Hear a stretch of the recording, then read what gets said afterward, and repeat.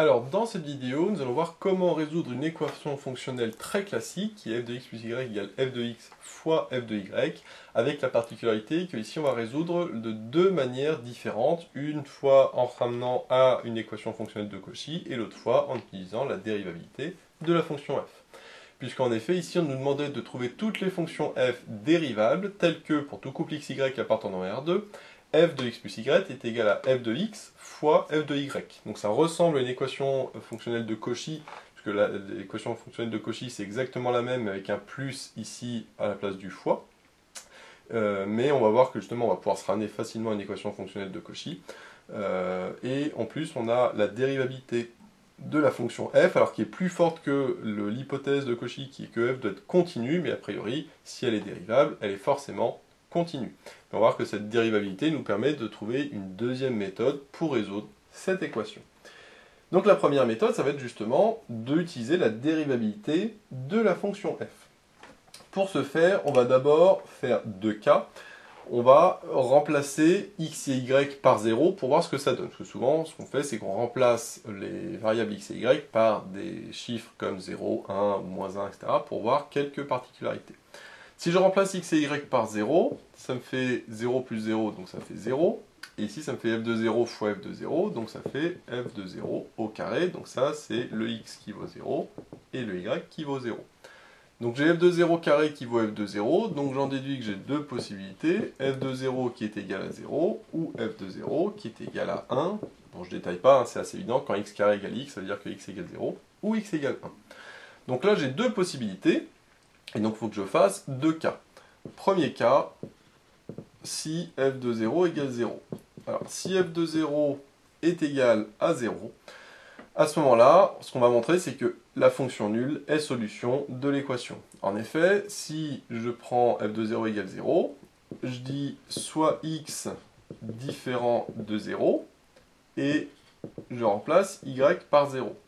À ce moment-là, j'ai f de x plus 0, qui est égal à f de x fois f de 0, parce que je remplace le x par 0, le y par 0, donc ça me donne f de x égale f de 0 qui vaut 0, donc f de x fois 0, ça fait 0.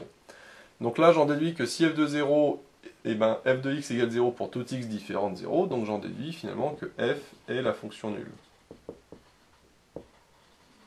Donc ça, c'est le premier cas, c'est la fonction nulle. Alors en effet, la fonction nulle est évidemment solution, parce que j'ai la fonction nulle qui est égale à elle-même au carré. Donc à ce moment-là, ce premier cas est terminé, donc n'a pas beaucoup d'intérêt. Donc ça, c'était la première chose, si f de 0 est égal à 0. Donc maintenant, je vais faire le deuxième cas, qui normalement, on l'espère, sera un peu plus intéressant. C'est le cas où f de 0 est égal à 1. Alors, si f de 0 est égal à 1, ce qu'on va faire, c'est tout simplement de dériver cette expression par rapport à x. Alors j'ai le droit, puisque f est dérivable, donc si f est dérivable, eh ben, je peux dériver. Alors attention, je vais dériver par rapport à x et non pas par rapport à y. Donc là, soit y fixé, du coup. Si je dérive par rapport à x, la dérivée de f de x plus y, eh ben c'est f' de x plus y. Alors c'est une fonction composée, mais la dérivée de x plus y par rapport à x c'est 1, donc devant j'ai 1. Ici f de y est une constante, donc du coup ça fait comme si j'avais k fois f de x, et donc la dérivée de k fois f de x est k fois f' de x, donc ça me donne f' de x fois f de y. Maintenant ce que je vais faire, c'est remplacer le y par 0. Donc en fait, là, je dis soit y égale 0 fixé, c'est-à-dire c'est vrai ça pour tout y. En particulier, pour y égale 0, j'ai f' de x plus 0, c'est-à-dire f' de x, qui est égal ici à f' de x fois y égale 0, donc ça me fait f de 0. Sauf que f de 0, alors pardon, pour moi, je recommence, c'est x qui vaut 0. Excusez-moi, hop. Donc si je prends x égale 0, ici ça me donne f' de y, ici ça me donne f' de 0, et ici ça me donne f de y. Donc ça me donne f' de y qui vaut f' de 0 fois f de y, f' de 0 qui est une constante que je peux appeler k, hein, ou alpha même. Donc j'ai f' de y qui est égal à alpha fois f de y. Alors ça j'ai le droit, parce que je dis soit y fixé, mais attention, hein, en fait c'est pour dire que je dérive par rapport à x, mais je peux très bien prendre un y quelconque, et à ce moment-là, j'ai une fonction de y. Donc j'ai f' de y égale alpha f de y, c'est-à-dire que f' est solution de l'équation, enfin que f, pardon, est solution de l'équation g' égale alpha g, qui est une équation différentielle bien connue. Et cette équation différentielle, donc là, mettre f' égale alpha f, hein, c'est la même chose. Et quand f' est égal à alpha f, je sais que f de x, parce que là je peux reprendre en x, hein, je peux passer en y, hein, là c'est l'équation de manière générale, est égal à une constante fois exponentielle de alpha x. Donc ça c'est l'équation différentielle basique, hein, f' égale alpha f, donc je ne reviens pas dessus. C'est une équation extrêmement classique. La solution c'est constante exponentielle de alpha x. Sauf que cette constante, je vais pouvoir la déterminer, puisque je sais que f de 0 égale 1 par hypothèse, sauf que f de 0, si je remplace le x par 0, exponentielle de 0, ça fait 1. Donc du coup, ça me fait juste égal à c. Donc comme c est égal à 1, et ben j'en déduis que f de x est égal à exponentielle de alpha x. Donc voilà la solution que je trouve, f de x est égal à exponentielle de alpha x. Donc on voit c'est un petit peu particulier, parce que là, il faut dériver cette expression par rapport à x. Donc ce qui me donne f' de x plus y égale f' de x fois f de y. Et après, je remplace ce x par 0 pour trouver une équation différentielle vérifiée par f. Donc là, j'ai bien sûr utilisé la dérivabilité de f pour pouvoir dériver. Et une fois que je trouve ça, j'ai f' égale alpha f, et donc j'en déduis cette expression, mais comme j'ai la condition f de 0 égale 1, je peux trouver la valeur de la constante qui vaut 1. Et donc j'ai f de x égale exponentielle de alpha x. Donc ça, c'est la première méthode.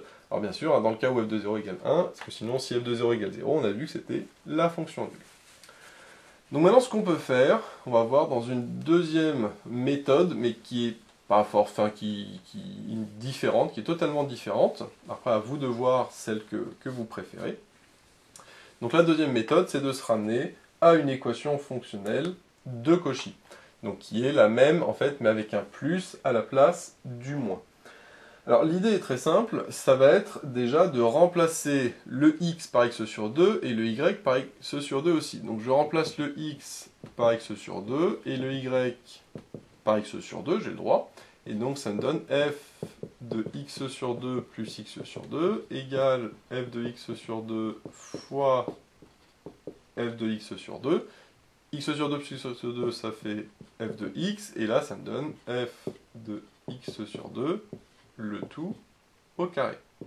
Donc là, je viens de voir que f de x est égal à f de x sur 2, le tout au carré. Et donc, c'est supérieur ou égal à 0. Donc là, je viens de montrer que f de x était supérieur ou égal à 0. Pourquoi je fais ça? Parce que moi, l'idée, c'est de transformer mon équation fonctionnelle de Cauchy, mais ici, enfin, mon équation fonctionnelle où il y a un fois en plus, puisque moi, je cherche l'équation fonctionnelle de Cauchy avec un plus à la place du fois.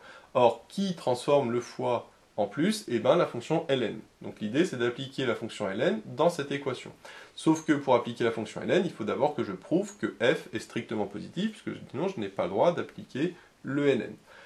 Là, je viens déjà de montrer que f de x était supérieur ou égal à 0. Alors, j'ai toujours pas le droit d'appliquer le ln, puisque ln n'est défini que sur 0 ouvert plus l'infini, donc du coup, il faut que ce soit strictement positif. Donc, il faut que je montre que f est non nul. Que f de x, il n'y a pas de x pour lesquels ça vaut 0. Donc, du coup, ce que je vais faire, c'est tout simplement un raisonnement par l'absurde. Donc, je vais supposer qu'il existe un x tel que f de x soit égal à 0. Alors c'est parti, donc si il existe, alors je ne vais pas l'appeler x mais a, donc supposons qu'il existe a appartenant à R, tel que f de a soit égal à 0. À ce moment-là, je vais tout simplement, encore une fois, remplacer mon x par y, le x je vais le remplacer par a, et mon y je vais le remplacer par b moins a. Alors qu'est-ce que c'est que ce b? Donc je vais dire soit b différent de a, donc pareil, un réel mais différent de a. À ce moment-là, je vais dire que c'est a plus b moins a, donc ça va être mon x, et mon b moins a, ça va être mon y. Et donc à ce moment-là, d'après l'expression que j'ai là, ça me fait f de a fois f de b moins a. Sauf que f de a, ben, ça vaut 0, donc 0 fois ça fait 0. Maintenant ici, a plus b moins a, les a se simplifient, ça fait f de b. Et donc ça me fait f de b égale 0. Donc qu'est-ce que ça veut dire? Que s'il existe un réel pour lequel ça vaut 0, et bien à ce moment-là, pour tous les autres réels b différent de A, et bien f de B est égal à 0. Donc pour tout B, différent de A. Et finalement, comment A ça vaut 0 aussi, ben finalement, j'en déduis que f est égal à la fonction nulle. Donc ça, c'est le premier cas. C'est si à un moment ça vaut 0, ben en fait, j'ai toute la fonction qui est nulle. À ce moment-là, du coup, j'ai plus besoin de rien faire puisque f est la fonction nulle, donc j'ai trouvé la solution. Ça correspondait au fameux cas de tout à l'heure qu'on avait vu, hein, si f de 0 égale 0, à ce moment-là, toute la fonction est nulle. Donc moi, du coup, je vais supposer que, je vais faire le deuxième cas, hein, si f de x différent de 0. Donc du coup, si f de x est différent de 0 pour tout x, à ce moment-là, comme f de x est déjà supérieur ou égal à 0, j'en déduis que f de x est strictement positif pour tout x. Puisque il était déjà supérieur ou égal à 0, et par maintenant hypothèse, il est différent de 0. Bien sûr, là, je fais que des implications, après il faudra vérifier que c'est bien solution.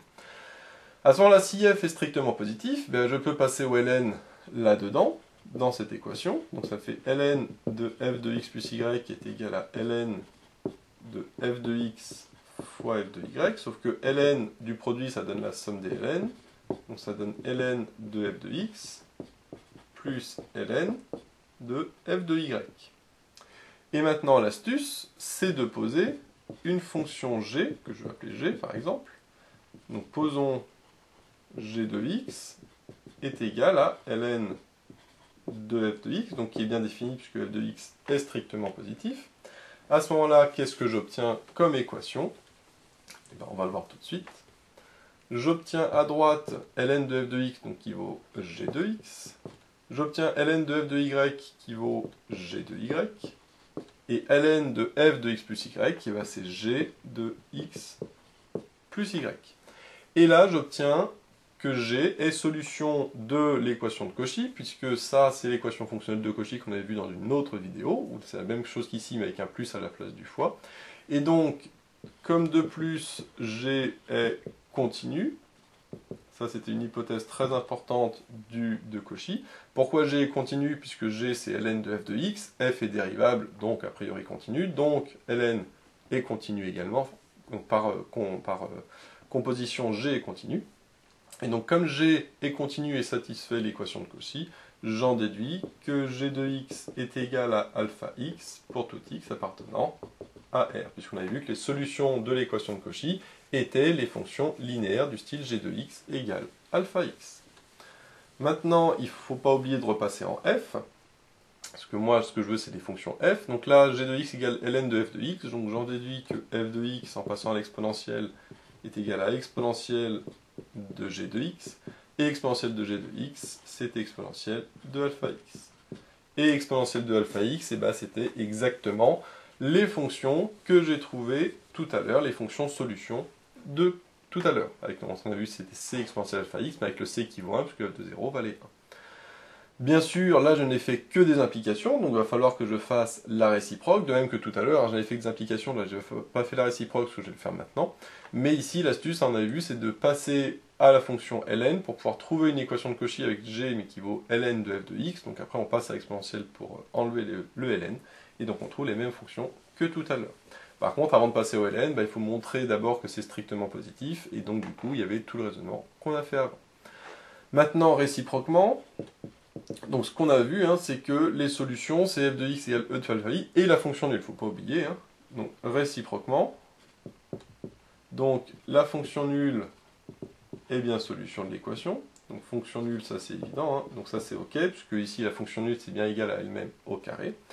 Et si je fais f de x plus y, donc avec ça, ça me fait exponentielle de alpha fois x plus y, ça fait exponentielle de alpha x plus alpha y. On sait que l'exponentielle de la somme, c'est le produit des exponentielles, c'est-à-dire exponentielle alpha x fois exponentielle de alpha y.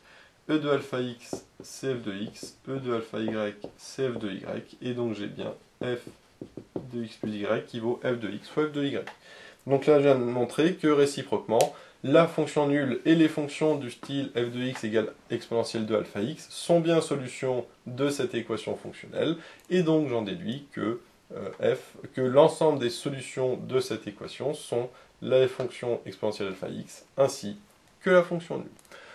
Petite remarque, hein, c'est que ici on a utilisé uniquement la continuité de la fonction f et non pas sa dérivabilité, puisque on fait uniquement ici avec Cauchy, on a uniquement la continuité qui est importante. La dérivabilité nous permet, comme on l'a vu, d'avoir un deuxième raisonnement pour permettre la résolution de cette équation. Donc bien sûr, si on a uniquement le f qui est continu, on ne peut pas utiliser la première méthode qu'on a vue en dérivant, on est obligé de passer par cette deuxième méthode. Mais voilà un deuxième exemple où on se ramène à une équation de Cauchy, comme on l'avait vu dans d'autres vidéos. Et donc je vous invite à aller voir la vidéo spécifique sur l'équation fonctionnelle de Cauchy pour voir un petit peu pourquoi, quand on a cette équation, on arrive à g de x égale alpha x. Donc voilà, j'espère que cette vidéo vous sera utile. N'hésitez pas à vous abonner pour être au courant des nouvelles vidéos qui sortiront. J'ai mis le lien dans la description vers l'énoncé de l'exercice, ainsi que vers d'autres exercices sur les équations fonctionnelles. J'ai également mis le lien vers la page Tipeee où vous pouvez soutenir Méthode Maths. Et moi je vous dis à bientôt pour de nouvelles vidéos.